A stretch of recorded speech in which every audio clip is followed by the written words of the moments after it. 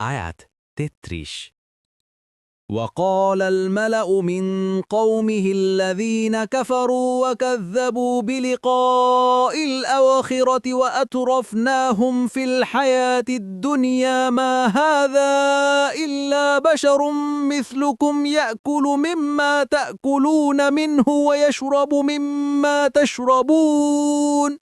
অনুবাদ: আর তারা, সম্প্রদায়ের নেতারা, যারা কুফরি করেছিল ও আখেরাতের সাক্ষাতে মিথ্যারোপ করেছিল এবং যাদেরকে আমরা দিয়েছিলাম দুনিয়ার জীবনের প্রচুর ভোগ সম্ভার, তারা বলেছিল, এ তো তোমাদেরই মতো একজন মানুষ, তোমরা যা খাও সে তাই খায়, এবং তোমরা যা পান করো সেও তাই পান করে।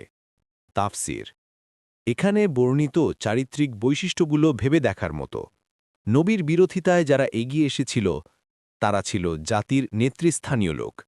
তাদের সবার মধ্যে যে ভ্রষ্টতা কাজ করছিল তা ছিল এই যে তারা আখেরাত অস্বীকার করত। তাই তাদের মনে আল্লাহর সামনে কোনো জবাবদিহি করার আশঙ্কা ছিল না। মুহাম্মদ সাল্লাল্লাহু আলাইহি ওয়াসাল্লাম যখন মক্কায় তার তৌহিদের দাওয়াত চালিয়ে যাচ্ছিলেন তখন এটিই ছিল সেখানকার পরিস্থিতি।